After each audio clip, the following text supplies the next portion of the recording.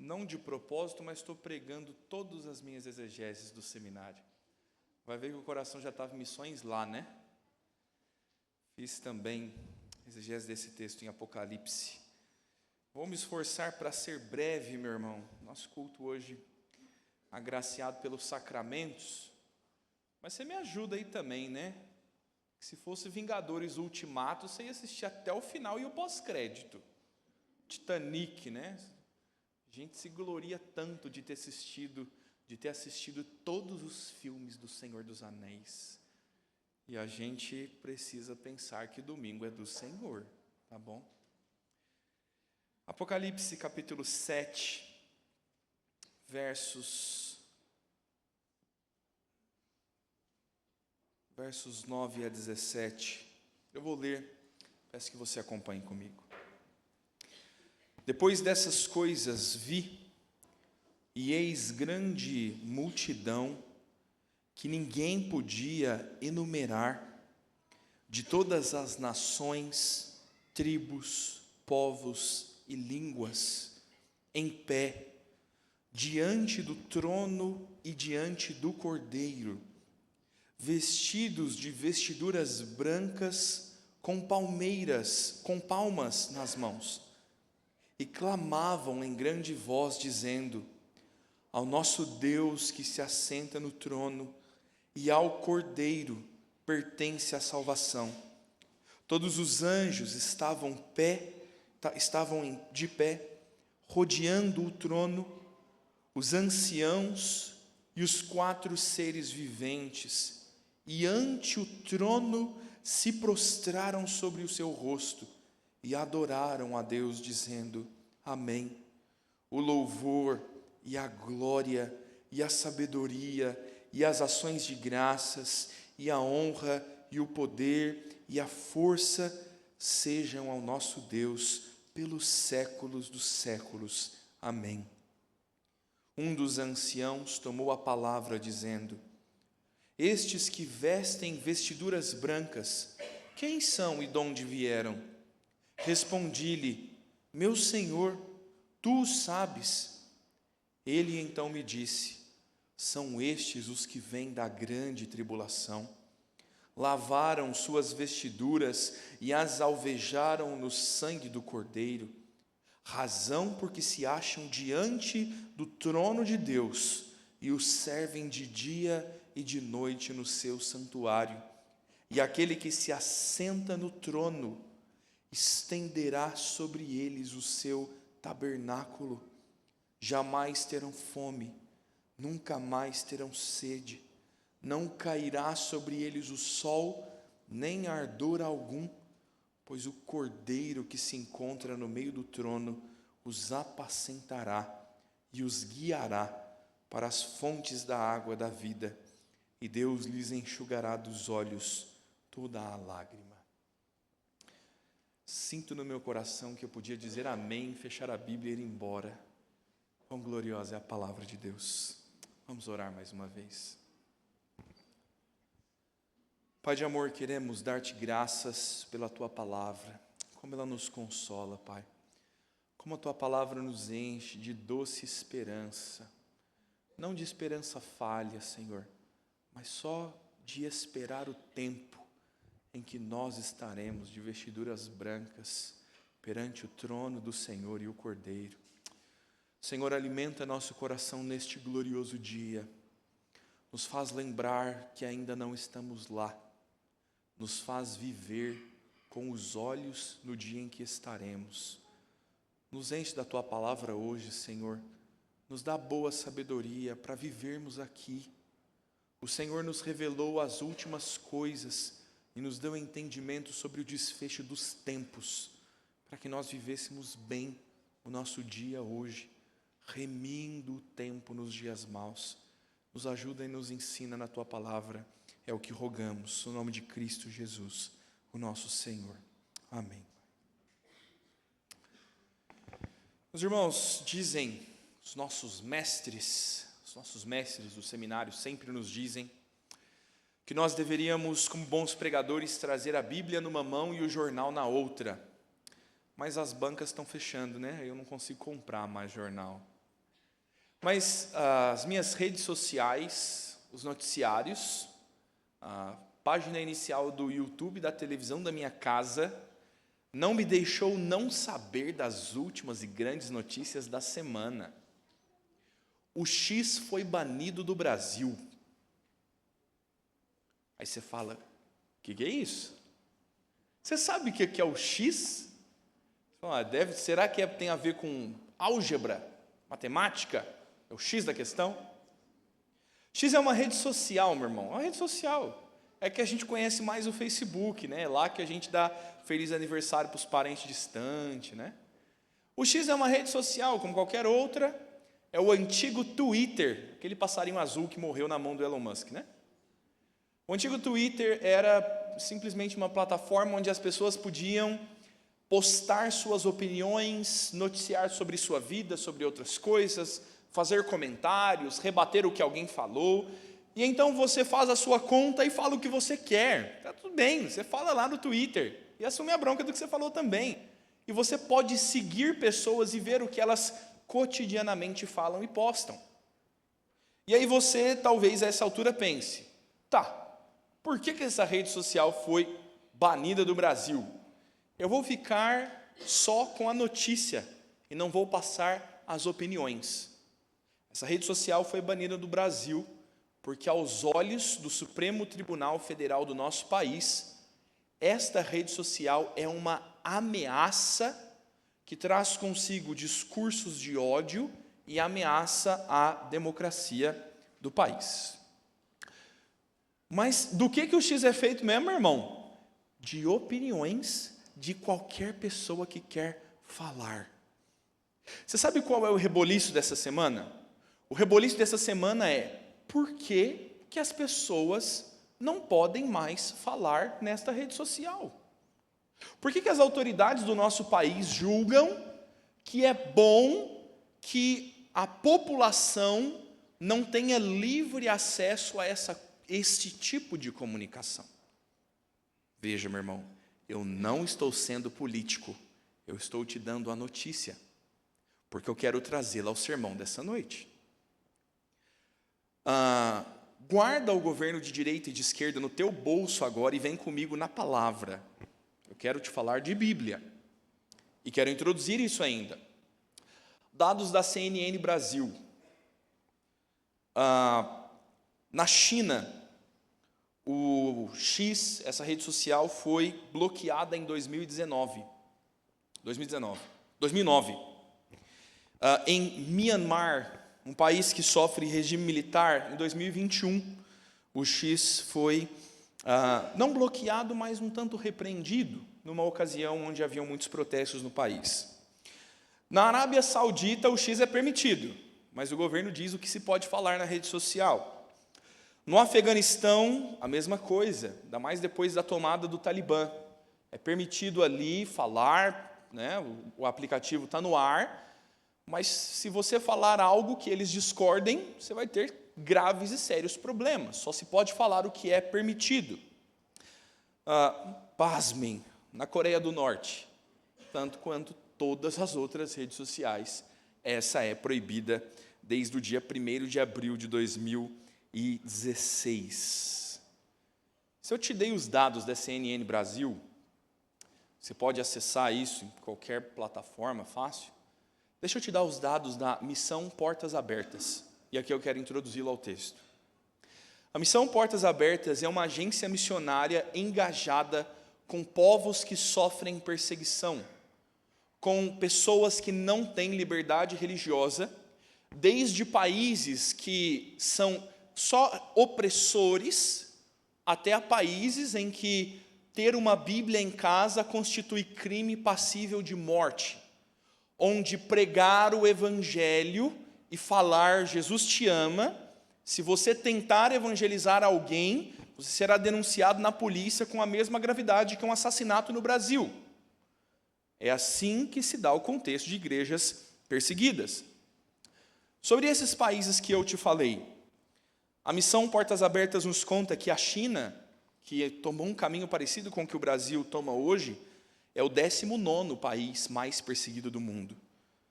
Myanmar é o 17º, Arábia Saudita, o 13º, Afeganistão, o 10º país, a Coreia do Sul, o país com maior perseguição no mundo hoje, a Coreia do Norte.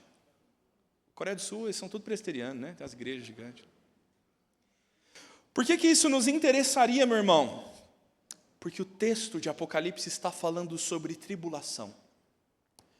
Tribulação que se vive em todos os tempos da era cristã. Tribulação que desde quando o Senhor Jesus instituiu o seu reino sobre a terra, reino inaugurado por Jesus, também trouxe consigo o reino, a perseguição. A besta foi pisada a sua cabeça na cruz do Calvário. E então temos a lida do falso profeta, da perseguição da igreja. E Apocalipse está nos narrando todas essas coisas. E a Escritura não nos dá uma cronologia dos fatos, mas a Bíblia nos diz, se você olha para o céu e vê que ele está avermelhado de nuvens, você sabe que vai chover. Da mesma forma, quando você vê os sinais que se dão no mundo, você sabe que está próxima a vinda do Filho de Deus. Isso não é um sermão apocalíptico, como eu disse mais cedo. Eu não quero que você saia daqui desesperado, mas eu queria que você visse prudentemente como anda. E passasse a viver à luz de uma realidade escatológica, dos últimos dias, e à luz dessa doutrina, pensasse e vivesse. Porque o que nós vemos como hoje uma vaga repressão de opinião, no futuro se tornará para a igreja de Cristo perseguição. Está vendo, pastor? Por isso que a gente tem que pôr o fulano no governo. Ele vai te perseguir. Ele vai te perseguir. Porque a perseguição é dos ímpios aos crentes, e não da direita contra a esquerda, e da esquerda contra a direita. Entenda, meu irmão, que crentes são peregrinos nessa terra, e o evangelho é ofensivo a todo aquele que se opõe à cruz de Cristo. E virá o tempo em que anunciar a Escritura será crime para nós, independente de qual governo esteja no comando, porque a Escritura nos disse, e você precisa pensar nisso, e em como você vai viver à luz desta realidade, porque no ensino do Senhor Jesus, a tribulação cresceria, e cresceria, e cresceria, até se tornar a grande tribulação.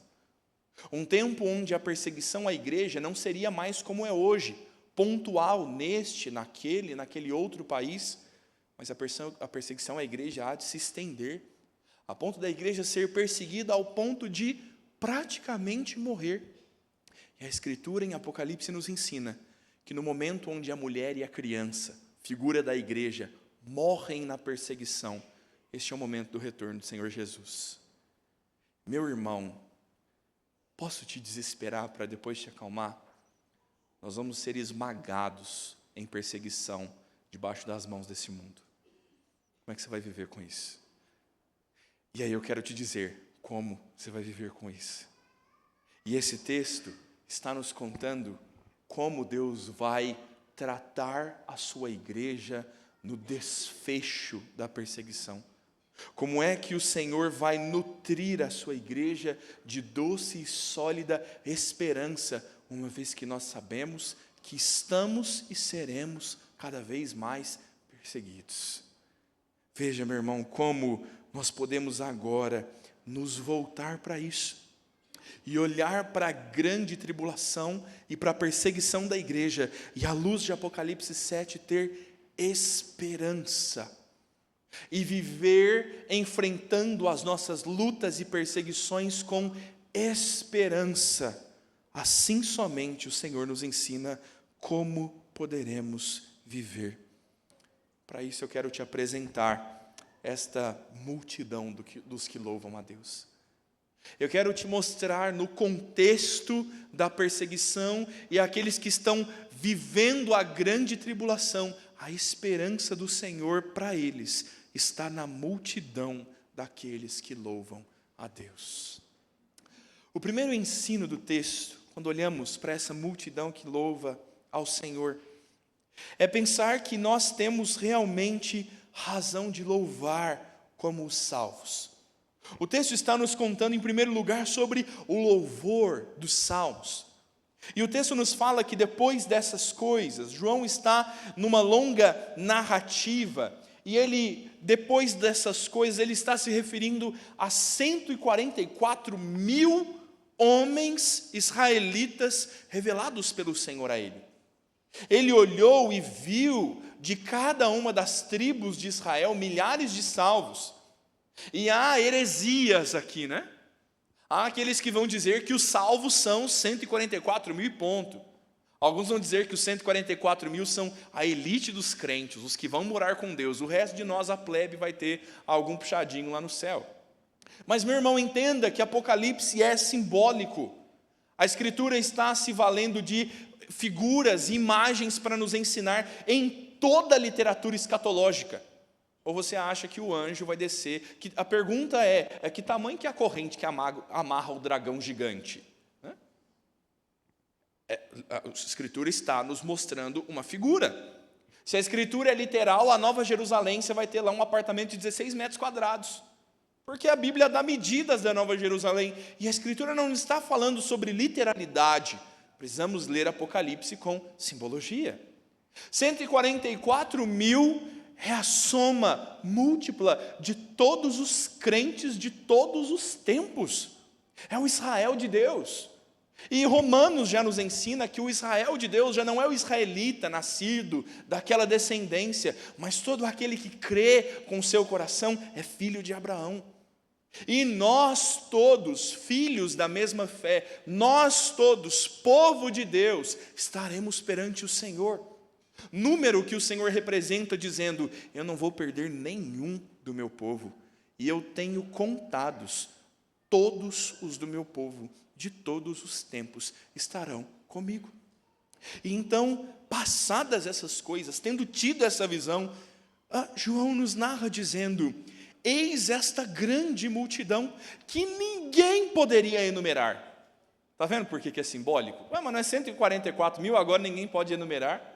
É simbólico, e João está tendo a visão dos salvos, uma multidão inumerável, e veja o grande e glorioso resultado da nossa ação missionária.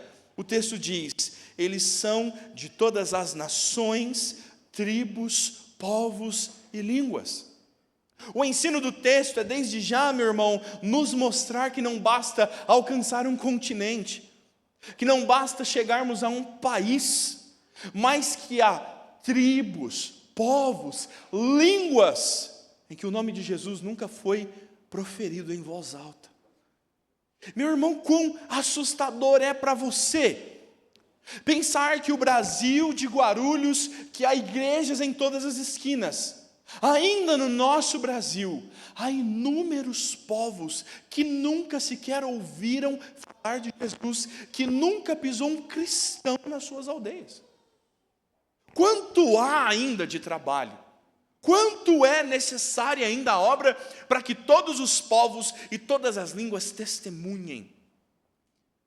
Meus irmãos, você lembra quando o missionário Fábio esteve na nossa igreja? E ele nos contou que da capital do Amapá, que para nós já é longe para Chuchu, da capital ele dirige lá 5 a 8 horas de carro para chegar na aldeia, e da aldeia ele sobe mais as suas 4 ou 5 horas de barco para chegar na base, da base para a aldeia, e quando ele chega na aldeia ele consegue fazer alguma coisa, e dali em diante ainda há inúmeras e inúmeras aldeias que ele nunca sequer conseguiu chegar. Meu irmão, a tarefa para que esse dia venha ainda está em aberto, e nós deveríamos nos preparar para trabalhar nisso. Mas a palavra do Senhor é dizer, haverão de todos os povos, tribos, línguas e nações, gente perante o trono do Senhor. Porque todos do povo de Deus serão alcançados, e eles estarão de pé, com vestiduras brancas, trazendo palmas, folhas de palmeiras em suas mãos. As vestiduras, falaria em breve, as folhas de palmeiras são tal como na festa dos tabernáculos. são tal como a entrada triunfal de Jesus em Jerusalém, onde todos trazem as palmeiras e depositam no caminho do grande rei que entra triunfante, estão vitoriando o Senhor Jesus. Aqui é a mesma coisa. Essa é a forma judaica de honrar o rei vitorioso na batalha, e o texto está nos mostrando que este será o dia em que todos os povos hão de vitoriar o Senhor Jesus, de dar-lhe glória pelo seu feito. E o grande clamor das nações é dizer: ao nosso Deus que está no trono e ao Cordeiro pertence a salvação. Essa é a confissão pela qual nós trabalhamos, meu irmão. Nós não queremos trabalhar para que os povos deem dízimo. Nós não queremos trabalhar para que a igreja presbiteriana seja mais volumosa. Nós não queremos, meu irmão, novos templos simplesmente. Nós não queremos dizer na estatística do fim do ano que as nossas igrejas cresceram. Nós queremos que as pessoas conheçam e confessem que a Deus e ao Cordeiro pertencem a salvação para todos sempre. Porque esta é a grande realidade da Escritura. Essa é a conclusão de Jonas dizendo no ventre do peixe: a Deus pertence a salvação. Quando ele agora iria converter o povo mais maldoso que se tinha notícia. E este é o trabalho da igreja, tornar Cristo conhecido para que todas as línguas falem sobre a sua salvação. O texto ainda nos diz que não só os homens, não só os salvos e a multidão inumerável, mas também os anjos estavam em pé, rodeando o trono. Veja os seres angelicais e os anciãos, os 4 seres viventes relatados em Apocalipse, eles estão diante do trono. E se todos os salvos, que eram pecadores miseráveis, redimidos, agora glorificam, todos os seres celestiais criados por Deus, e lá na sua doce majestade, lá tendo eles nunca caído e conhecido o mal e o pecado, diz o texto, se prostram sobre o seu rosto e adoram a Deus. Não há, meu irmão, não só o fato de que nenhum homem deixará de conhecer o Senhor, mas não há nada debaixo da existência que não professe o Senhor. Todas as coisas, as visíveis e as invisíveis que foram criados por Ele, os homens e os anjos, tudo e todos se curvarão perante o Senhor naquele dia. E o texto nos diz que a confissão destes seres espirituais é: amém. O louvor, a glória, a sabedoria, as ações de graças, a honra, o poder e a força sejam ao nosso Deus para todos sempre. Amém. Parece que eles oram melhor do que a gente, não parece? Parece que eles sabem melhor bendizer a Deus do que nós. Aqueles que vivem face a face com o Senhor, hão de se curvar perante Ele, hão de um dia toda a existência deste mundo, na presença do Senhor, nada há que não o reconheça como soberano. Veja, meu irmão, veja que é assim que nós entendemos a diversidade que Deus há de trazer pela sua obra. Por isso racismo é tão demoníaco, meu irmão. Não é porque é pauta não, da política. Racismo é demoníaco porque a Escritura nos diz. A salvação não deveria ser cerceada a ninguém, e nós deveríamos parar de escolher a quem nós queremos salvar. E nós deveríamos pregar e proclamar o Evangelho sem distinção, porque a salvação pertence ao Senhor. Talvez isso seja desencorajamento para muitos, dizer, se a salvação pertence ao Senhor, por que eu deveria pregar? Mas, meu irmão, este é o verdadeiro encorajamento. Deus está dizendo, a minha obra não falha, nenhum dos meus se perde, vai e pregue, porque todos serão salvos, e serão, porque a salvação pertence a mim. E essa é a razão pela qual você deveria indistintamente falar sobre Jesus, pela qual você deveria, no ensino da Escritura, a tempo e também a fora de tempo, em toda ocasião, permear as suas palavras de conhecimento sobre Deus, e voltar-se ao Senhor, e pôr-se perante o Senhor, fazendo-o conhecido, porque Ele há de salvar aqueles que o pertencem.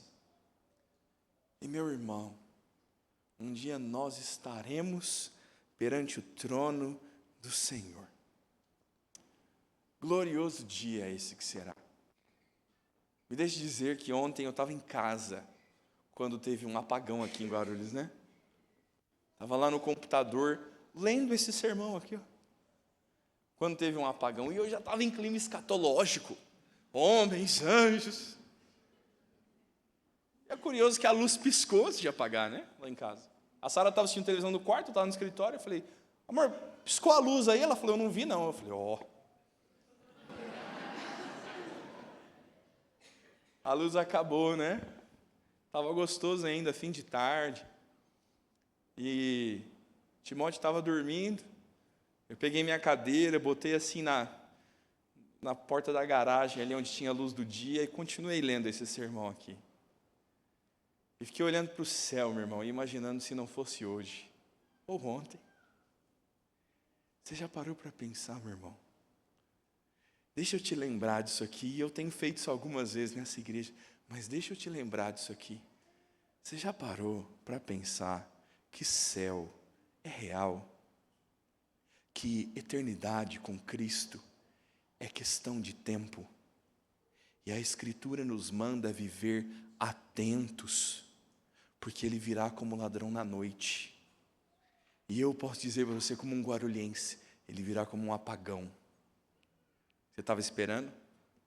O meu telefone estava com 5% de bateria só quando deu o apagão. E logo ele morreu. Eu não estava esperando aquilo. Você estava esperando? Você vai ser surpreendido um dia, quando os céus se abrirem de ponta a ponta, e nós virmos o Senhor descer em glória dos céus, e recolher multidão inumerável de todos os povos, línguas, tribos e nações. E nós estaremos em pé diante do trono do Cordeiro, segurando palmas nas mãos para pôr perante o Rei vitorioso e dizer, passe, Rei vitorioso, assuma o seu trono, o Senhor é digno. E eu vou olhar para você e vou dizer, legal, né? Glorioso dia. Não só o texto nos fala do louvor dessa multidão e dessa grande obra, mas o texto nos fala também sobre a condição, as características daquele povo. O texto vai detalhar para nós quem são os salvos. Quem são essas pessoas? E veja que Apocalipse tem essa característica. João é levado em uma visão e ele narra dizendo que um ancião o conduzia. E este ancião que conduziu João em uma visão escatológica, diversas vezes faz perguntas a João, obviamente sabendo que ele não responderia. Essa é a forma didática de um mestre, de um rabi judeu ensinar. Ele faz perguntas que você não sabe responder, e então ele te ensina. E veja que aqui, este pergunta para João dizendo, quem são e de onde vieram estes que estão vestidos de branco? Se João fosse mineiro igual eu, ele ia falar, então, isso que eu queria te perguntar. E então João confessa dizendo, o Senhor o sabe. João fala de forma muito respeitosa, tratando com reverência, mas não com divindade este ancião. Ele diz, o Senhor o sabe. E este ancião então responde dizendo, estes são os que vêm da grande tribulação. Esta tribulação que eu estava te contando, que a Escritura nos mostra e nos diz que a igreja de todos os tempos vem sendo perseguida, e essa perseguição há de crescer e crescer, a ponto de se tornar completa e não ter mais muito para onde fugir. E nisso o Senhor Jesus diz, ai das que estiverem grávidas, aquele que estiver no campo não volte para buscar a sua capa, virão dias de grande tribulação. E se você está aqui, nós estamos transmitindo online, não fomos presos ainda, glória a Deus, porque ainda não é este tempo. Mas Curiosamente, algumas linhas doutrinárias vão dizer que Jesus não vai voltar 2, mas 3 vezes.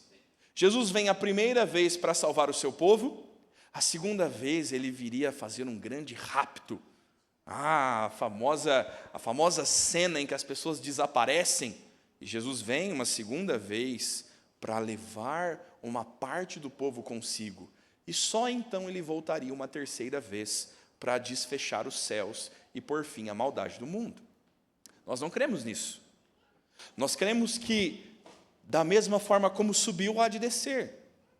Cremos que, tal como o Senhor Jesus conquistou na cruz, pelo seu sangue, a salvação, Ele voltará de uma vez por todas para recolher os seus eleitos. E o dia em que o céu se abrir, este é o dia do Senhor, este é o grande e temível dia, esse é o desfecho das cortinas, o apagar das luzes.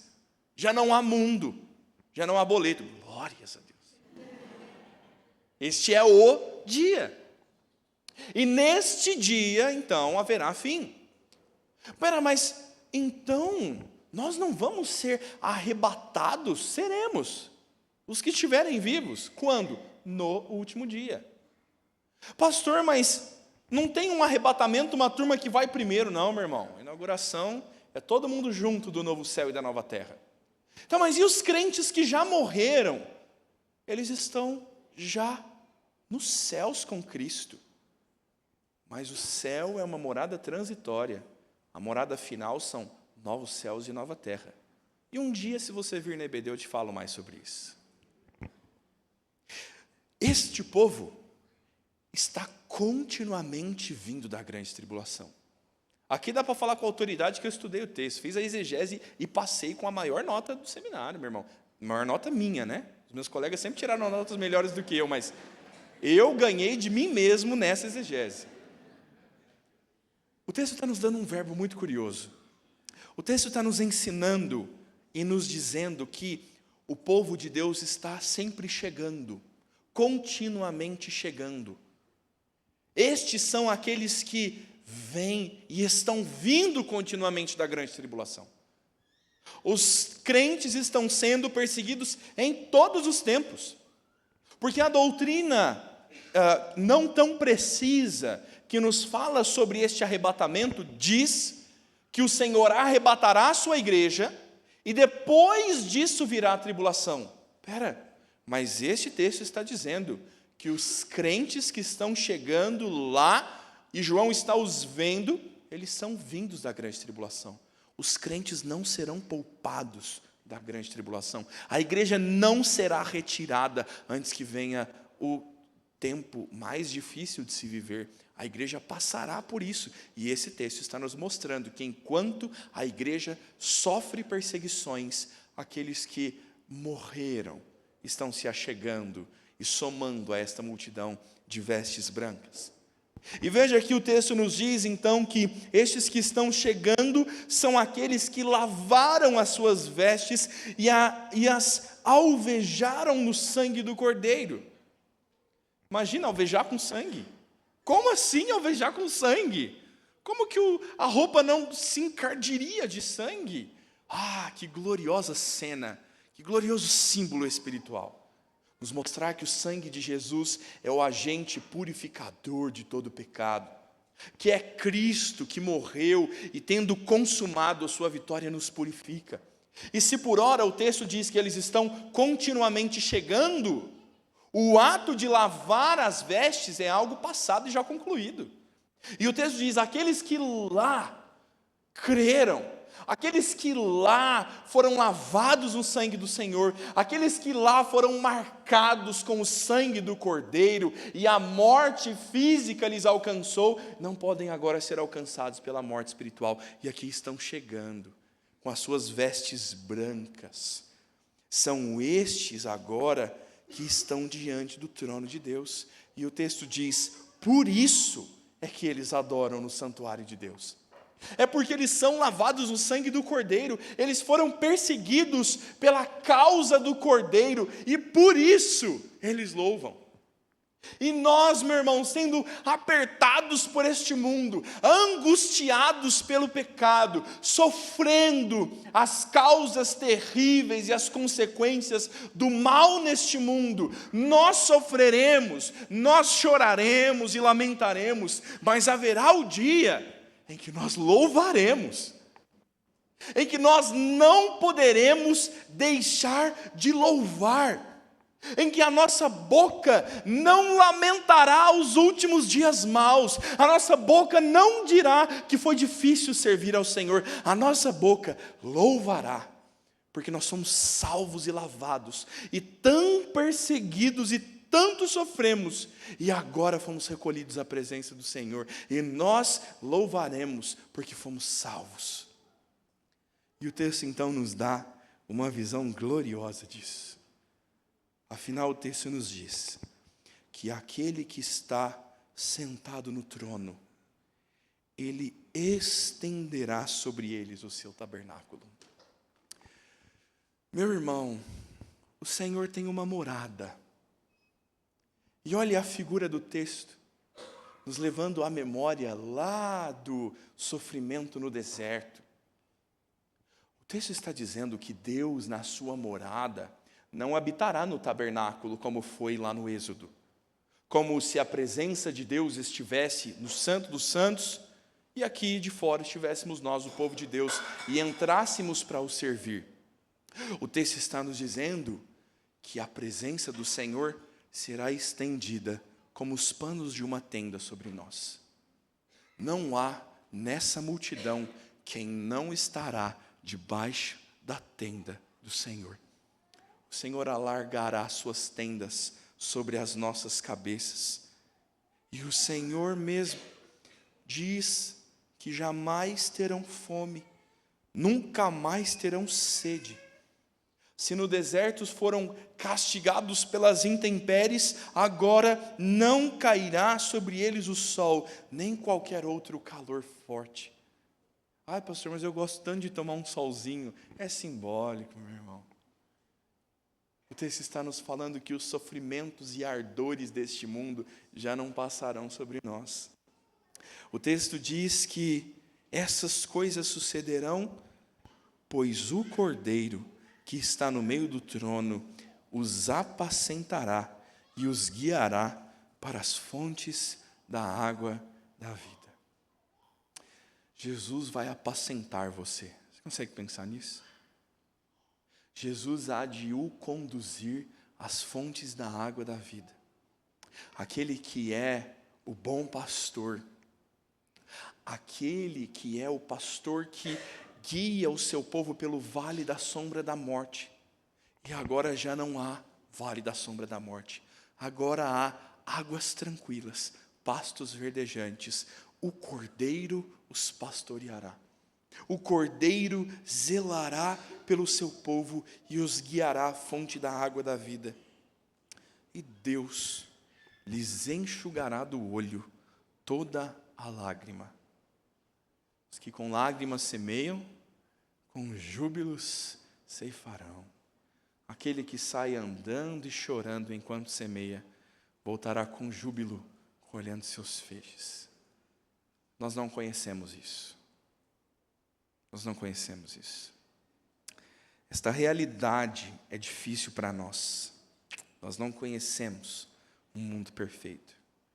Nós não conseguimos imaginar isso. Você não consegue imaginar, a tua melhor fantasia ainda é ruim. Se você pensar no melhor mundo possível, ele ainda poderia ser tão melhorado. Nós não conseguimos entender e contemplar o que é um mundo sem ação do pecado. Mas pela fé, porque lavamos as nossas vestes no sangue do Cordeiro, havemos de ver, havemos de ser consolados. Meu irmão, a verdade deste texto precisa nos conduzir a pensar que, diz o teólogo, se amanhã houver um novo infortúnio, haverá nova graça para supri-lo. A pensar que a vida neste mundo é dura, meu irmão, é árdua. O pecado causa dor e sofrimento. E nós havemos de ser consolados de todo e qualquer sofrimento que vivermos neste mundo. Não há nada que não seja agora coberto pelas tendas do Senhor e acalentado na sua presença. E é Deus quem enxugará dos seus olhos a lágrima.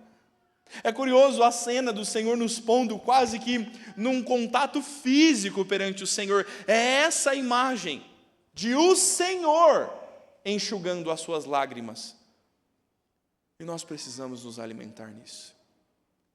Essa precisa ser a tua razão de viver, meu irmão. Se esta não for a sua razão de viver, você vai viver frustrado. E no último dia, você não estará aqui.